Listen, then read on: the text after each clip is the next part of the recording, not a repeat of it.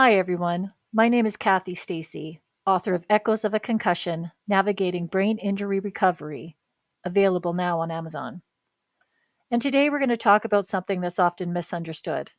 What exactly is a concussion?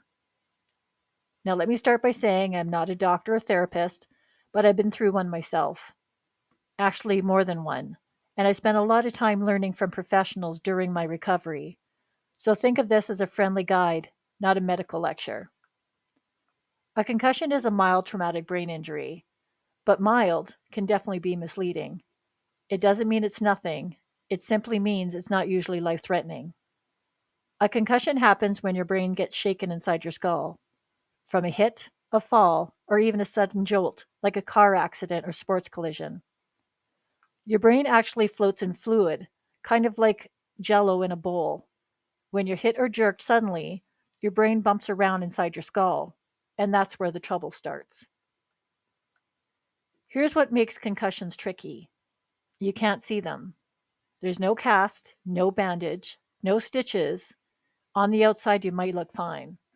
But the inside, your brain's trying to reorganize itself while you're still expected to live your normal life.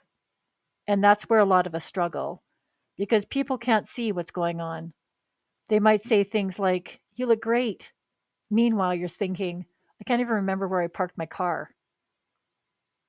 Common symptoms can often show up right away or creep in later, like headaches or pressure in your head, dizziness or balance problems, blurry vision or floaters, ringing in the ears, trouble concentrating or remembering things, feeling foggy or slowed down, sensitivity to light or noise, emotional changes like sadness, anxiety, irritability, or crying easily. At the concussion clinic I went to, everyone cried. It was almost like a running joke. We'd start talking about our accidents, and suddenly the whole room turned into a group therapy puddle. A concussion affects more than just your head, it affects your emotions, like your sleep, energy, balance, and confidence. You might find yourself avoiding things you used to do without thinking, like driving, loud places, or grocery stores with those painfully bright lights. And that's okay. Healing isn't about snapping back to normal.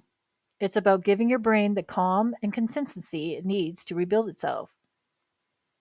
For many people, rest, pacing, and gentle structure helps the brain heal. And journaling, honestly, can be one of the best tools that you can have. It helps you track symptoms, spot patterns, and see progress even when the days when your brain feels like a phone stuck on 3% battery with no charger in sight. And humor helps a lot. Some days you just have to laugh at the fog, or the tears, or the fact that you walked into a room and immediately forgot why you went in there. A concussion is an invisible brain injury that needs real care, patience, and understanding. It's not all in your head. Okay, technically it is, but you know what I mean. If you or someone you love is healing from a concussion, be gentle. Progress isn't a straight line, and every tiny step forward matters. I'll be sharing more videos about symptom management, sleep, emotional recovery, and what I learned the hard way so others don't have to. And remember, your story does matter, and you're not alone in this.